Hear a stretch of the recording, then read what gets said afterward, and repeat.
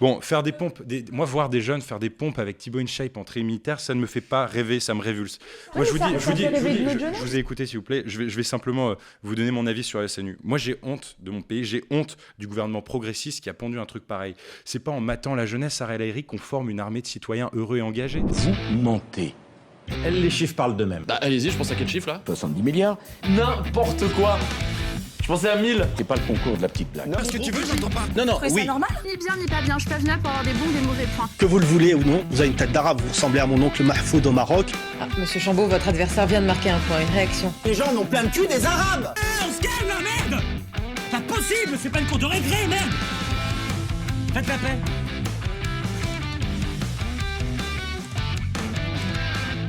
Salut les amis, on est de retour dans le ring. Aujourd'hui, nous allons parler de la jeunesse, de la précarité étudiante, des rêves, des aspirations et aussi des contraintes, de l'aide potentielle de l'État et du gouvernement et des entreprises envers cette jeunesse, parfois désœuvrée et souvent délaissée pendant le coronavirus. À votre gauche, Sarah El Haïry, ministre déléguée à l'engagement et à la jeunesse auprès du ministère de l'Éducation nationale. À votre droite, Gaspard G, youtubeur, chroniqueur politique et actualité. Débat dont nous sommes fiers, car nous nous sommes souvent plaints avec le crayon de ne pas avoir eu suffisamment de débats de fond sur ces sujets de jeunesse pendant la crise du coronavirus. En voici un. Quel argument vous convaincra? Quelle idée fera mouche dans votre esprit? Vos débatteurs sont prêts. Votre présentateur est prêt. T'es prêt toi Antonin? Ouais. On se retrouve dans le ring. Salut les amis, on se retrouve donc au cœur du débat. Je suis aujourd'hui avec Sarah El Haïry. Bonjour Sarah. Bonjour. Vous êtes ministre déléguée à la jeunesse et à l'engagement et vous êtes également porte-parole du MoDem. Exactement. Et je suis avec Gaspard G. Bonjour Gaspard. Bonjour Valran, bonjour Madame la Ministre. Bonjour. Tu es youtubeur politique et actualité et tu as notamment des sujets de fond et d'actualité sur Instagram et sur YouTube principalement. Absolument, oui. Ira-t-il pas à 8 mois des élections présidentielles? Emmanuel Macron reste assez discret et ne dit pas encore si oui ou non il sera candidat pour 2022. Voilà, j'aimerais qu'on parle aujourd'hui en fait de tout ce qui s'est passé autour de la jeunesse ces dernières années, pas seulement avec la crise du coronavirus, même si ça a été une bonne loupe autour de ça. Et j'aimerais entamer tout ce débat autour de la communication entre les politiques et les influenceurs. On a pu voir Enjoy Phoenix et Brune Poisson sous forme de documentaire. On a pu voir Sans filtre, avec notamment Elise Goldfarb, Julia Layani, Gabriel Attal. Et on a pu voir finalement McFly et Carlito avec leur fameuse musique dont on s'en rappelle déjà. Faites une vidéo pour réexpliquer ces gestes. Et si vous avez 10 millions de vues, vous venez tourner à l'Élysée. Seulement si, à la fin, avec Emmanuel Macron, on fait un concours d'anecdotes. Alors, c'est oui. Emmanuel Macron est OK pour un concours d'anecdotes. Nous acceptons. Et du coup, j'aimerais savoir, est-ce qu'il faut-il réguler en fait ce genre d'action? Est-ce que c'est de la communication politique? Certains appellent ça de la propagande. Est-ce que le terme est trop fort? Comment moduler ça? Parfois, ce seront en plus des personnes qui ne sont pas forcément des experts dans le domaine. Moi, franchement, ce que je vois, c'est que aujourd'hui, les jeunes, ils regardent plus ou ils regardent pas du tout en fait les chaînes traditionnelles. Je pense aux chaînes télé ou aux chaînes d'infos d'actualité. Et aujourd'hui, quand tu travailles avec un influenceur, il y a plusieurs genres de relations et c'est déjà régulé. Soit tu travailles avec un influenceur parce qu'il s'engage pour une cause, il est bénévole et il pense que c'est important et que c'est juste. Je pense en particulier par exemple à la vidéo de McFly et Carlito, au pire de la crise, où en fait en 3 jours, ils ont réussi à toucher plus de 11 millions de personnes avec les gestes barrières. C'est une relation plutôt de... Chacun apporte quelque chose quand il faut transmettre une info d'intérêt général, ou en tout cas mettre en lumière ou en exergue quelque chose. De l'autre côté, moi je pense que aujourd'hui les youtubeurs, les instagrammeurs, ce sont des personnes qui sont porte-parole de leur communauté aussi, parce qu'ils la connaissent, parce que ils sont aussi à la pointe des débats sur une partie de la jeunesse en particulier. Et évidemment, il faut travailler, échanger, parfois être dans des partenariats aussi, mais c'est toujours l'objectif qui compte, c'est pas le format. Moi je pense que c'est l'objectif, et la réglementation qui est aujourd'hui en règle, enfin qui s'impose, c'est la réglementation en fait des médias internet qui est déjà imposée. Déjà, pour rebondir sur ce que vous venez de dire, déjà, je tiens à réitérer en caméra le fait de vous remercier d'accepter en fait d'échanger sur du temps long, parce que c'est vrai que c'est une démarche qui est relativement rare de ce gouvernement en fait de manière générale d'aller échanger de manière longue sur les plateformes des jeunes. Et justement, on aura peut-être l'occasion de reparler de mesures, de reparler d'actions pour cette jeunesse qui a énormément souffert, on le rappelle, pendant ces années Covid, qui a été enfermée pendant des mois et pour qui les mesures ont été trop tardives. En tout cas, c'est ma perception de la chose et celle d'une bonne partie de la jeunesse, celle d'une bonne partie de la jeunesse également.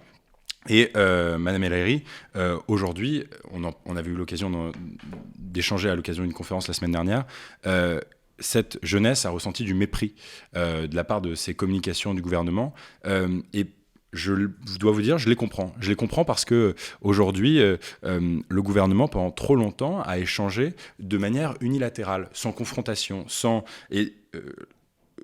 parlons, par exemple, je vais vous citer 2 choses, puisque, à la limite, rentrons tout de suite dans le vif du sujet. L'émission Sans filtre, qui était produite par l'Élysée, d'ailleurs, qui devait être hebdomadaire, mensuelle. Ça a été un tel succès que ça n'a pas été franchement reconduit.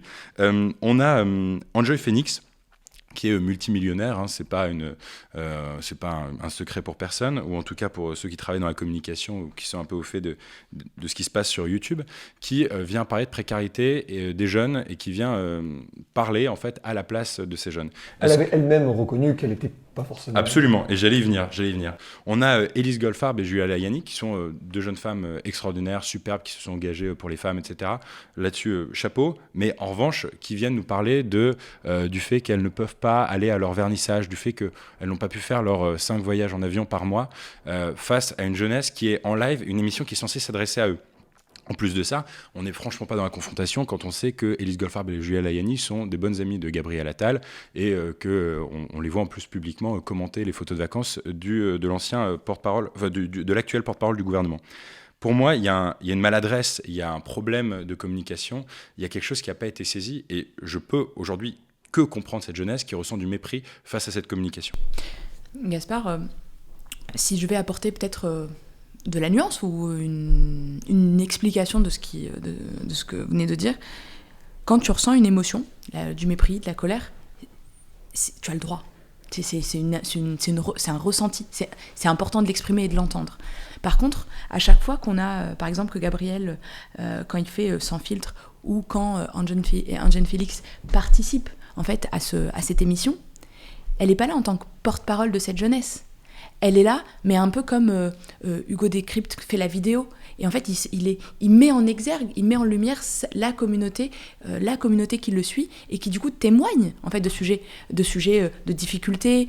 Et finalement, l'idée d'une émission comme Sans filtre, c'est de se dire, il y a plein de jeunes aujourd'hui que nous, on n'arrive pas à toucher en direct. Mais vraiment. Alors qu'on va essayer de créer des aides, par exemple, on va changer les règles des bourses, et on va se dire, mais le pire, c'est qu'ils ne vont pas le savoir. Par contre, ce qui est certain, c'est qu'ils ne vont pas le savoir parce qu'on va le dire à la télé, ils ne vont pas le savoir parce qu'on va l'écrire dans un journal, ils ne vont pas le savoir parce que, je sais pas, parce qu'on va utiliser des mails de l'université, mais ils vont suivre en fait ces youtubeurs et ces influenceurs. Et finalement, c'est de l'interaction. Mais ce n'est pas exclusif. Mais c'est pas ce que je veux dire, c'est qu'il n'y a aucun débat d'idées dans cette émission. Il n'y a eu aucun débat d'idées. Il n'y a pas de confrontation. Et c'est bien ça ce que je vous reproche. Et ce que je reproche à la communication du gouvernement, c'est que, à part votre venue aujourd'hui, sinon c'est relativement rare d'avoir un membre du gouvernement pour lui exposer. Et d'ailleurs, on aura l'occasion. J'ai préparé quelque chose sur les mesures, sur le SNU, sur le manque d'action et aujourd'hui les files d'étudiants qui sont encore dans la rue à l'heure où on enregistre cette émission pour pouvoir manger dans un pays comme la France. Moi, personnellement, je ne comprends pas en fait. Parlons autre exemple, McFly et Carlito. McFly et Carlito, donc il y a cette chanson qui est superbe, etc., mais qui aurait pu d'ailleurs s'arrêter là, sur les gestes barrières, et qui derrière est backée par un concours d'anecdotes avec le président de la République. Cette vidéo, elle est super marrante, on s'amuse, etc. La seule chose, c'est que la jeunesse, les jeunes de ce pays attendaient des jeunes qui encore aujourd'hui crèvent de faim, des jeunes qui encore aujourd'hui subissent de l'isolement, où le retour à la normale n'est pas complètement revenu, et en plus de ça, à ce moment-là, qui étaient seuls dans leur chambre en plein confinement. Quand ils voient McFly et Carlito faire les zozos, parce que je les aime bien, mais à l'Élysée, avec le président de la République. On n'appelle pas ça, c'est pas du débat d'idées, c'est pas de la confrontation, c'est pas de l'échange. Moi, je ne comprends pas pourquoi, par exemple, vous ne demandez pas. J'ai eu une petite proposition d'ailleurs, si vous voulez prendre note. Demandez à Camille Etienne, graine de possible, cette activiste pour le climat, notre Greta Thunberg française, demandez-lui un échange avec le président de la République. Allez voir ce qu'elle a à dire sur l'action climatique du président et du quinquennat. Demandez à Louise Aubry, My Better Self, que vous avez également reçu Valran, ce qu'elle pense de voir Gérald Darmanin comme ministre de l'Intérieur et ce qui se passe au commissariat de Montpellier. Demandez à Hugo Décrypte de décrypter un petit peu le budget alloué aux étudiants pour voir s'il n'y a pas moyen de donner un petit peu plus au niveau et réduire un petit peu ces fils alimentaires. Gaspard, en fait, le point important, je pense, à éclaircir, c'est que quand on fait, et quand Gabriel fait une émission comme Sans filtre, l'objectif, c'est pas un débat d'idées, c'est plutôt un échange pour toucher des jeunes qui n'ont pas cette information. Les débats d'idées, les débats d'échanges concrets, ils se font, mais ils se font dans les déplacements, ils se font sur les territoires. Alors parfois, on n'est peut-être pas hyper bon pour que ce soit diffusé et que ce soit hyper vu. Ça, franchement, je veux bien le prendre pour moi parce que je suis pas hyper bonne sur YouTube, parce que je suis pas la reine de Twitch, et c'est vrai. Mais quand je suis dans un crous, quand je suis dans une cité universitaire, et à l'inverse, quand je suis avec des jeunes qui sont alternants dans une entreprise, les débats d'idées, ils se font autour d'une table à 15, à 16. Maintenant, c'est peut-être là où on a un enjeu. Comment les rendre plus publics, comment interagir plus directement. Alors, on fait à nos moyens, alors on est des artisans de l'exercice. Mais quand je fais un live Insta toute seule, alors moi j'attire moins de personnes que Gaspard, hein. Enfin ça c'est clair, et je l'assume. Mais il y a des jeunes qui viennent, qui témoignent de leurs idées, qui posent des questions. Et c'est pour ça que je pense qu'il ne faut pas opposer un moment où, oui, le président de la République se mobilise pour diffuser et du coup faire une sorte de challenge, il relève un challenge, et ça fait du bien aussi, parce que je pense qu'il n'y a pas de sous-communication ou sous-échange. Il faut parler à tout le monde, et quel que soit le canal qui est choisi. En attendant, rien ne bouge et on ne voit pas concrètement le débat. Et en fait, et d'ailleurs, ça fait partie des sujets qu'on... Justement, au-delà du débat, quelles sont aussi les mesures? Parce que le débat est une chose, il y a aussi...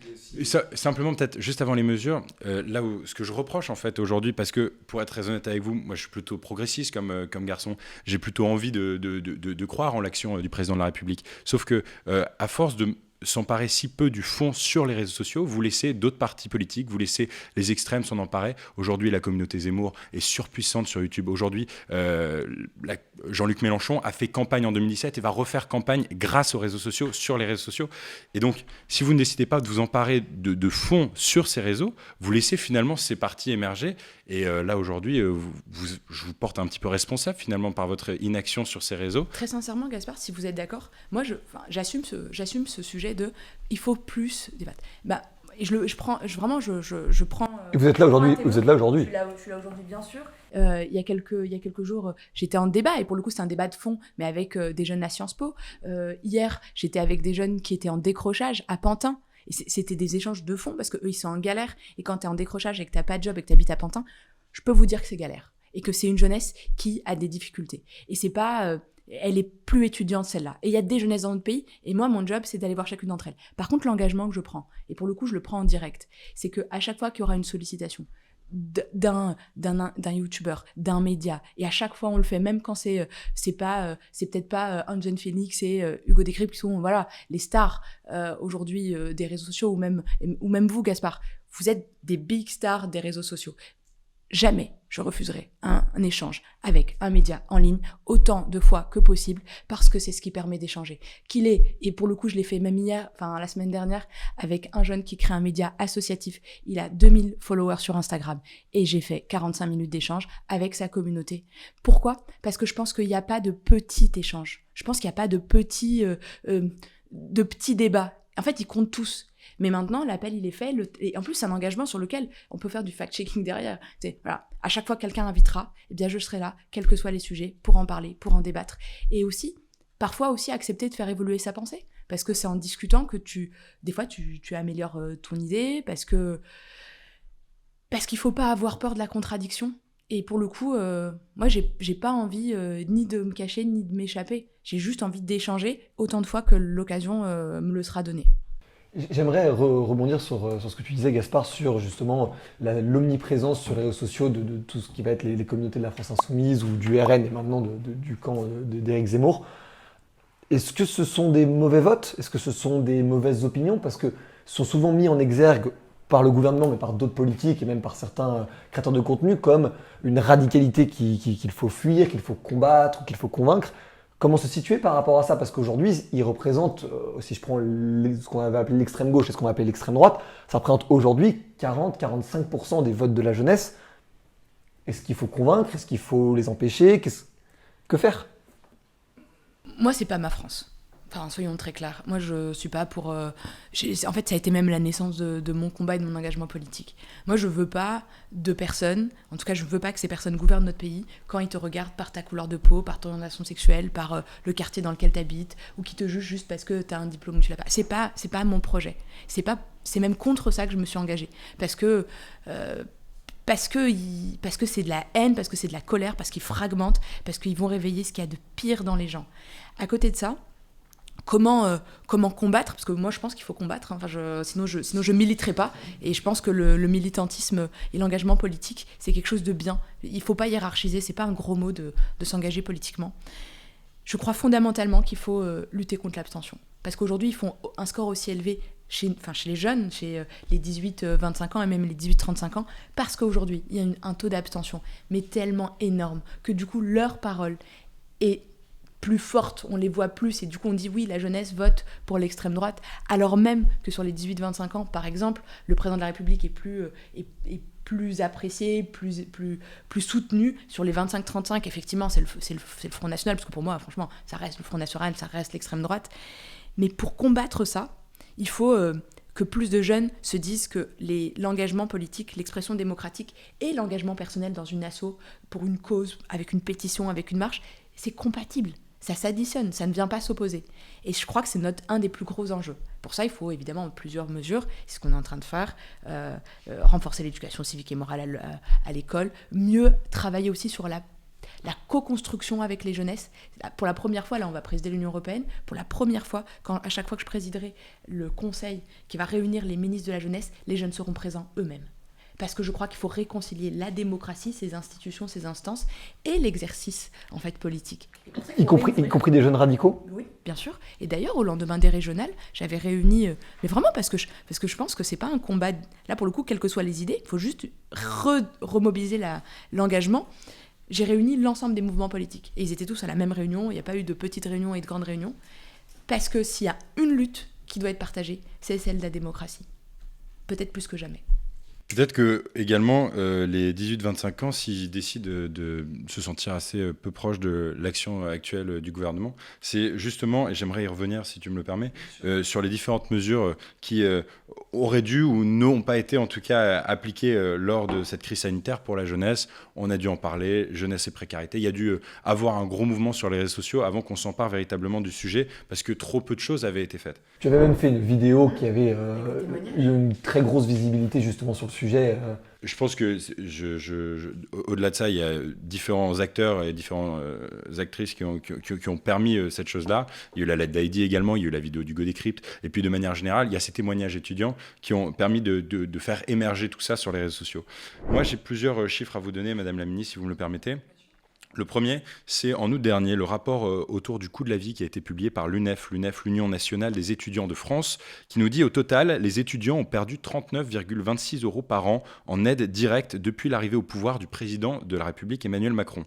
C'est entre 5 et 7% de baisse sur le budget moyen d'un étudiant en France, environ 635 €, alors même que la jeunesse a traversé une période extrêmement difficile. Quand je pose la question à Bruno Le Maire sur ma chaîne YouTube, parce qu'on n'est jamais mieux servi que par soi-même, fact-checking, il me dit « Nous n'avons pas proposé de RSA étudiant car on ne l'aurait jamais retiré. Si vous mettez un RSA pour les moins de 25 ans, je cite, vous allez aider ceux qui en ont besoin, d'accord, mais vous allez aider aussi ceux qui n'en ont pas besoin. » Donc, soi-disant sous réserve qu'on va aider trop de jeunes, on ne le fait pas. C'est vrai qu'avec au minimum 20% des étudiants français qui vivent en dessous du seuil de pauvreté, ça c'est le dernier, c'est le chiffre de l'INSEE, on peut se permettre de décider qu'on ne va pas aider tous les étudiants. Si vous êtes d'accord, on peut parler peut-être de ce point-là, parce qu'il est très factuel. Quand vous dites que la jeunesse, elle a galéré, elle a été hyper impactée par la crise, c'est vrai. Et en plus, c'est pas la jeunesse dans sa globalité, c'est une jeunesse en particulier qui a été même la plus lourdement pénalisée par cette crise, c'est les étudiants. Et je pense que c'est important à chaque fois de parler de toutes ces jeunesses, parce que franchement, il faut pas en oublier une. Il faut pas rendre les autres invisibles aussi. Il y a une jeunesse qui est parent, il y a une jeunesse qui travaille, qui est déjà dans le monde économique, il y a une jeunesse qui est apprentie, il y a une jeunesse qui est déjà entrepreneur, et c'est votre cas, il y a une jeunesse qui est étudiante aussi. Et chacune d'entre elles mérite qu'on s'arrête et qu'on la regarde et qu'on lui apporte des réponses. Et de manière très factuelle, et je ne vais pas parler en milliards, parce que franchement en milliards, quand ça ne touche pas toi dans ta vie, ça reste, c'est stratosphérique. L'investissement qui a été fait, au global, pour la jeunesse, sur cette période de crise, aujourd'hui, il frôle les 10 milliards. Quand tu dis 10 milliards, tu dis, mais oui, mais moi, ça m'a donné quoi concrètement ? Et bien, très concrètement, le gel des loyers, des loyers des résidences universitaires, le versement de 200 € la première fois qu'il y a le confinement, le versement de 150 € pour tous les boursiers, le versement de 150 € la deuxième fois qu'il y a un confinement, et élargi à ceux qui avaient des APL, parce qu'il y avait des jeunes qui étaient étudiants et qui n'étaient pas boursiers. Donc en fait, ils ont été un peu exclus de la première mesure. Et donc on l'a corrigé. Après, il y a eu le repas à 1 € pour tous les étudiants boursiers. Ensuite, on l'a réélargi à tous les étudiants parce que, effectivement, pendant cette période, il y a plein de jobs étudiants qui tombaient à l'eau, qui s'arrêtaient, qui n'existent plus. Ensuite, il y a eu quoi ? Franchement, c'est hyper important, mais il y a eu le fait de geler les frais d'inscription. Ensuite, il y a eu le fait de se dire, il y a une vraie crise d'énergie, il y a des jeunes qui sont en galère, en déprime, et il fallait qu'ils accèdent à des soutiens psychologiques. Donc, résultat des courses, un chèque psy qui, pour la première fois, est né. Et on recrute en parallèle des médecins dans les universités. Et après ça, tu te dis, mais en fait, on ne peut pas juste s'arrêter là. Il faut aussi des jobs étudiants. Mais des jobs étudiants qui sont respectueux des étudiants pour qu'ils puissent réussir aussi leurs études. Et c'est quoi ? C'est 20 000 jobs étudiants qui sont créés sur les campus par Frédéric Vidal. C'est aussi la transformation, et je l'ai fait moi-même, du service civique pour qu'on puisse adapter le volume horaire. Parce que le service civique aujourd'hui, c'est une indemnité de 680 €, ce qui en général revient à ce dont on a besoin comme budget en plus de l'APL pour pouvoir faire une année universitaire. Et là, tu te dis, au moins, t'es dans l'engagement, t'es utile, t'es fier de ce que tu fais, et en plus, c'est valorisé, et tu peux le cumuler avec une bourse. Après ça, je peux rester comme ça longtemps, mais... Il y a eu un jeune, une solution aussi dont il faut parler. Une solution sur lequel il y a plein d'emplois. Un jeune solution, c'est très bien, mais c'est des mesures qui sont long terme. Un jeune solution, c'est d'abord essayer de leur donner un emploi. Mais là, aujourd'hui, les jeunes sont dans la rue. Moi, quand je vois des files interminable de jeunes dans notre pays, alors que ça fait plus d'un an, ça fait des années. Là, en l'occurrence, ça fait 1 an que ça dure avec la crise, où ça s'allonge.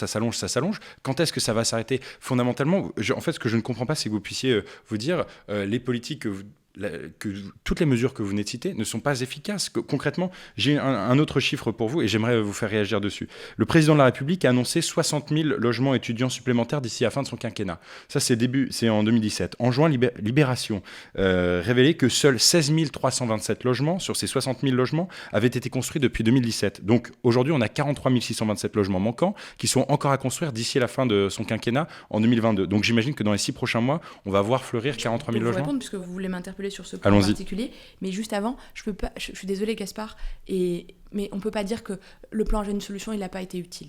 J'ai pas dit que c'est pas utile, je dis juste que c'est intéressant d'avoir des mesures qui sont long-termistes comme ça. Parler d'urgence et de long terme. Mais là, je vous parle d'urgence alimentaire. Il y a des jeunes qui ne mangent pas. Et là, jamais dans notre pays, on acceptera et on baissera les mains ou les bras ou en se disant je suis désolée, il y en a qui mangent pas. Jamais on s'habituera à ça. Et à chaque fois qu'on pourra, à chaque fois qu'il faudra trouver des solutions, on les trouvera. Mais juste, pourquoi je dis, il faut pas peut-être tout balayer, et c'est pas des mesures à long terme uniquement le plan Jeune Solution. C'est 3 millions de jeunes. C'est 3 millions, enfin, c'est pas rien 3 millions. 3 millions qui ont gardé un job, qui ont eu un job grâce au plan Jeune Solution. Parce que quand tu mets 8 000 € pour recruter un alternant, quand tu mets une prime pour les moins de 26 ans pour que les entreprises recrutent, quand tu protèges le chômage partiel, avec le chômage partiel, parce que le dernier arrivé dans une boîte, c'est le premier qu'on vire. Parce qu'on se dit, finalement, dernier arrivé, premier parti. Hein. C'est ça, en fait, la réalité dans le marché. Et quand, au bout de 1 an de crise économique et de crise sanitaire forte, c'est ça la vérité. 1 an, tu as plus de 550 000 contrats qui sont signés d'apprentissage, c'est-à-dire des jeunes, 100 000 jeunes qui ont trouvé une formation parce qu'on a financé 15 milliards de formations. Je dis pas qu'il faut pas corriger et accompagner ceux qui aujourd'hui font la queue, et cela jamais on s'habituera et jamais il faudra accepter. Mais il y a quand même eu 3 millions de jeunes immédiatement qui ont trouvé et qui ont bénéficié de ce plan, et je mets juste en perspective, parce que les jeunes aujourd'hui qui ont faim, encore aujourd'hui dans notre pays, c'est juste un truc à se tordre le bide. Ça existe depuis longtemps, ça s'est accentué avec la crise, parce qu'ils ont perdu des jobs étudiants, parce que leurs parents les aidaient, ils peuvent plus les aider. Et c'est pour ça que aujourd'hui, il y a 2 choses. Il faut vraiment qu'ils le sachent pour certains. 1, les bourses sont réouvertes, c'est-à-dire qu'on n'utilise plus les critères d'avant. Et il faut redéposer un dossier de bourse s'il y a besoin. Il y a une aide d'urgence au Crous qui n'existait pas avant et qui est mise en place aujourd'hui. Parce que on regarde concrètement, et ça ne veut pas dire que c'est parfait, sinon ces jeunes, ils ne seraient pas dehors. Et le premier, et là j'arrive à la réponse, je suis désolée Gaspard, j'étais un peu longue, mais c'est parce que quand j'ai vu ces jeunes aussi qui ont bénéficié de ce plan à jeunes une solution, on ne peut pas leur dire, vous, votre galère, elle était moins importante. Leur galère est importante, et la galère de ceux qui aujourd'hui font la queue est encore plus importante, parce que c'est immédiat. Mais il faut bien comprendre que ces jeunes aujourd'hui qui font la queue pour pouvoir, excusez-moi le terme, est bouffer dans notre pays, ces jeunes-là aujourd'hui, ils ne vont pas voter Macron en 2022, mais ils ne peuvent pas comprendre. C'est pas mon job, c'est pas qu'ils votent Macron, c'est qu'ils mangent tous les soirs. Mon job, il est là. Et pour qu'ils mangent, quand on dit les repas à 1 euro, dans les Crous, aujourd'hui, il faut que ça puisse continuer à se déployer. Et c'est ce qu'on fait depuis la rentrée. Aujourd'hui, tous les étudiants qui sont boursiers continuent à bénéficier du repas à 1 euro dans les Crous. Et je vais répondre quand même à la question sur le logement. Bien sûr, et après, j'aimerais qu'on fasse évoluer le débat. Allons-y, moi, ça m'intéresse cette sur le logement. Parce que c'est très concret.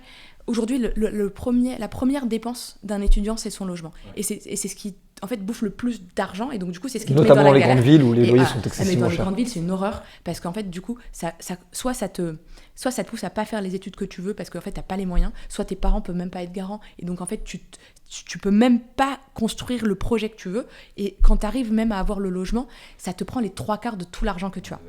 Et ça, mais c'est la vraie galère. Même pour les obtenir, Maxime Yeddo en avait parlé à notre micro en disant que même la moitié de la population française ne pouvait pas avoir un logement basique à Paris. Mais à Paris, à Nantes, à Lyon, c'est vraiment hallucinant. C'est pour ça que l'engagement du président, c'est 60 000 logements. Aujourd'hui, les 60 000 ne sont pas construits. On ne va pas se mentir, on a passé 2 ans dans une crise où il y avait tout a pris du retard, tout, mais absolument tout. Les constructions, bien sûr.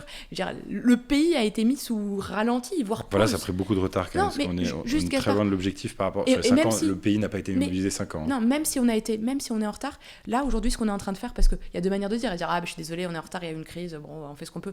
Soit on essaie de trouver des solutions. Et aujourd'hui, ce qu'on est en train de faire, c'est refaire des conventions avec le parc privé pour donner des réponses immédiates. C'est rénover les foyers de jeunes travailleurs et déployer plus fortement des solutions immédiate. On est en train d'expérimenter des espaces avec des tiny house dans certaines villes qui veulent jouer le jeu. En fait, on baisse pas les bras. Je dis pas que c'est facile. Moi, j'aurais préféré qu'on réussisse à construire 60 000. Mais ce sont des mesures pansement, Sarah El Haïry, et c'est bien le problème. Mais en quoi c'est une mesure pansement ? C'est une mesure pansement, mais c'est comme le chèque psy pendant le chèque psy. C'est une mesure pansement ? Parce que le chèque psy, on s'est dit c'est très bien, on va accepter que notre génération soit malade et des défaillances psychologiques, se sentent seuls, se sentent isolés et le besoin de consulter un psy.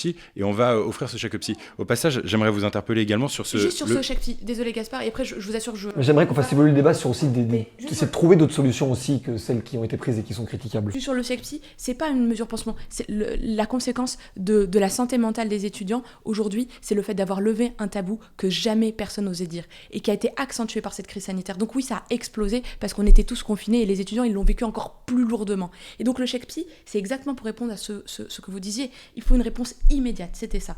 Mais pas uniquement. Il faut aussi recruter des médecins dans les campus parce que la réalité, c'est que la santé mentale des jeunes et des étudiants en particulier, elle a jamais été très bonne. Et juste, il faut pas s'en accommoder. Et on est très en retard sur le recrutement des médecins. Et c'est pas que la crise sanitaire, effectivement, qui provoque ça.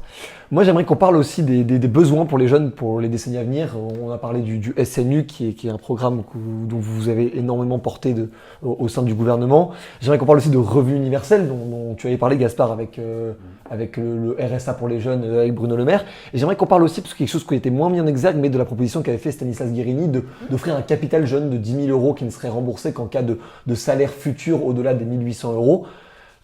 Est-ce que tout ça sont des idées aussi pour notre nouvelle génération, de repenser notre modèle de manière plutôt libérale, parce que c'est plutôt de ce genre de mesures dont il s'agit. Mais Gaspard, est-ce que ces mesures-là sont des mesures qui t'intéressent ou tu penses que ça peut être positif pour l'avenir de la jeunesse ? Puisqu'on parle du SNU, moi je trouve... Pour moi, le SNU, je vous donne de fait ma position, je suis formellement contre le SNU. Je ne comprends pas le SNU. Est-ce que le SNU, finalement, c'est pas la représentation de l'échec de l'école républicaine. Quand on s'est croisé à Sciences Po la semaine dernière, vous appuyez le fait que ce nouveau... vous compariez ça du scoutisme, en disant rendre obligatoire, ce scoutisme rendu obligatoire permettra aux jeunes de se mélanger, de partager des désaccords au coin du feu. Est-ce que finalement, tout ça, ça ne représente pas l'échec de l'éducation civique qui est censée être enseignée à l'école, dont le but est de pouvoir enseigner les valeurs républicaines, la laïcité, la liberté d'expression, le droit au blasphème, qui sont aujourd'hui impossibles à faire valoir sur certains territoires de la République. On se souvient tristement de l'assassinat de Samuel Paty. Est-ce que finalement, tout cet argent mis pour le SNU, puisque je parle avec... votre contrôle, mais ce sera une fois appliqué à tout le monde et à tous les jeunes et à tous les jeunes entre 1 et 1,5 milliard de budget par année. Est-ce que tout cet argent n'aurait pas pu le prendre pour construire une école plus ambitieuse ?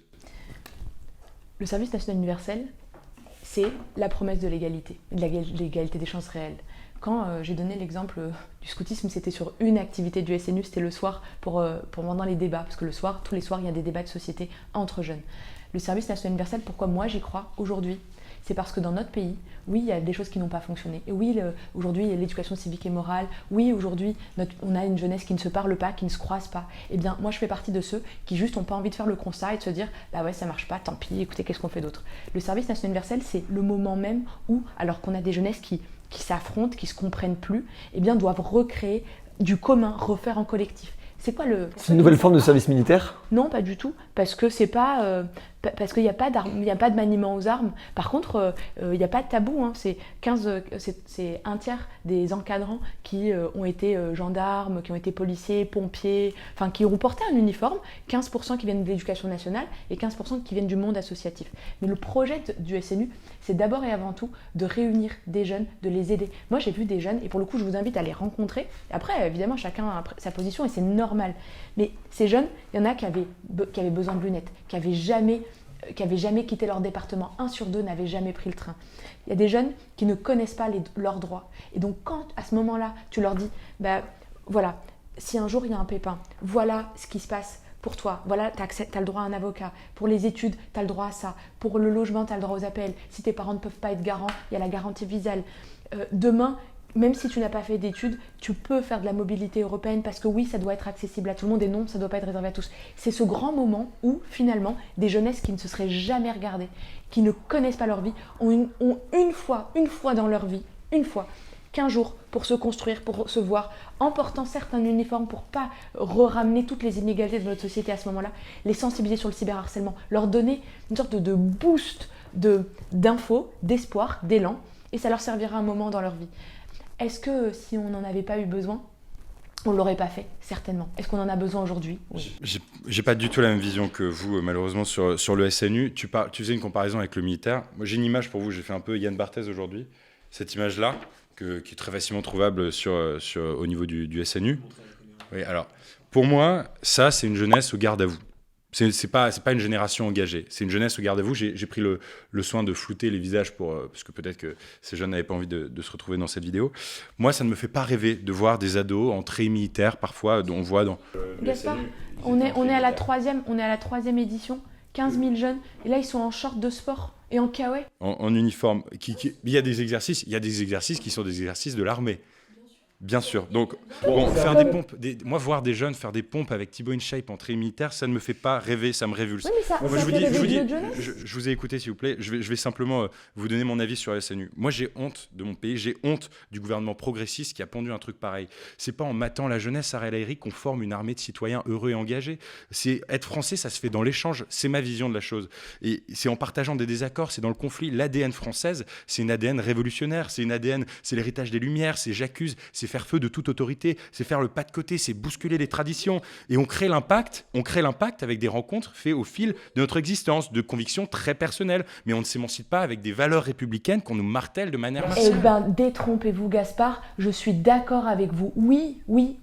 Notre pays se construit dans le débat, notre pays se construit dans la différence et la diversité. Oui, notre pays se construit dans l'échange et la confrontation d'idées. Notre pays se construit aussi dans des moments de sport en collectif. Notre pays se construit dans ces veillées où les gens les jeunes témoignent de leur vie, de la réalité de leur quotidien. Et ces rencontres-là, aujourd'hui, elles n'existent pas ailleurs. Et donc, quand on donne la chance à 50 000 jeunes cette année de se rencontrer sur du volontariat, parce que la vérité, elle est là aujourd'hui, ils sont volontaires pour venir, qu'on ne leur demande pas 1 euro et qu'il n'y a pas une discrimination à l'accès à ce beau projet, parce qu'il y a plus d'un gamin sur 2 dans notre pays qui part pas en vacances, qui peut pas aller en colo, qui n'a pas ses temps. Eh bien oui, c'est un projet républicain. Et nous, on mate personne, parce que c'est pas notre projet. Et 20% des étudiants qui vivent sous le seuil de pauvreté. Aujourd'hui, le coût de cette année, je me permets simplement de souligner qu'aujourd'hui, cette année, le SNU a coûté 63 millions d'euros.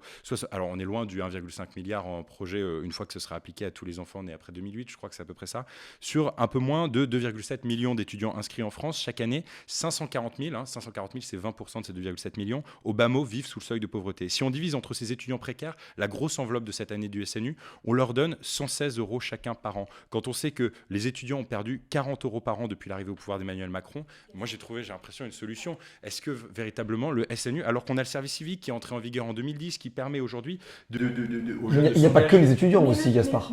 Il n'y a pas que les étudiants. Oui, mais à quoi sert de les envoyer voir la mer quand ensuite, quand ils vont étudier, c'est 20% de ces étudiants vivront sous le seuil de pauvreté? Tous ces jeunes, ils ont entre 15 et 17 ans. C'est des jeunes qui ne sortent pas, qui ne quittent pas leur famille, qui ne voient pas d'autres personnes. C'est pas le cas pour tous les jeunes. Vous voulez l'appliquer à toute la jeunesse française? C'est des rencontres. C'est des rencontres qu'on n'a pas le droit de priver une partie de notre jeunesse de ces rencontres, de cette chance-là, de vivre ensemble. Oui, mais pourquoi l'appliquer alors à tous les jeunes? Mais parce que c'est comme ça qu'on fait communauté. Et aujourd'hui, juste pour rappeler, peut-être pour toutes les personnes qui nous regardent, aujourd'hui, on est encore sur du volontariat. Et le jour où ça pourra être obligatoire, ça sera un débat à l'Assemblée. Parce que oui, il faudra un débat, et il faudra une loi. Et ce temps n'est pas aujourd'hui. Aujourd'hui, ce que je vois, c'est des jeunes à qui ça fait du bien. Pour certains, qui n'ont jamais rencontré des jeunes différents d'eux, qui n'ont jamais quitté le territoire. Et jamais j'opposerai, Gaspard, jamais j'opposerai les étudiants qui galèrent. Et ceux pour qui, bien oui, c'est une chance de pouvoir partir une fois dans leur vie. Et ces étudiants qui galèrent, pour le coup, parce que vous l'avez dit plusieurs fois, je pense pas qu'ils veuillent qu'on enlève une chance à quelqu'un pour une autre. Quand je pense que les étudiants qui galèrent aujourd'hui ne rêvent pas du SNU. Non, mais pour leur petit frère, leur petit sœur. Mais c'est faux. Il s'est pas fait pour eux. Aujourd'hui, quand un jeune galère et qu'il est étudiant et qui a besoin d'un projet, qui a besoin qu'on en supprime la sécurité étudiante parce que c'est 380 € de moins par an qui est intégré parce que les étudiants rentrent dans le régime général, c'est bien le président de la République, c'est bien ce gouvernement qui le fait. Quand on décide de geler les frais d'inscription, quand on réouvre des bourses en plein milieu de la crise, il y a encore aujourd'hui des jeunes qui galèrent, c'est vrai, et je ne vais pas dire le contraire. Mais on ne peut pas dire que c'est en enlevant à une partie de la jeunesse un projet dont la 3e étape est le service civique, le service civique universel, parce que c'est bien ce gouvernement qui l'a doublé. En 10 ans, on est arrivé à 140 000.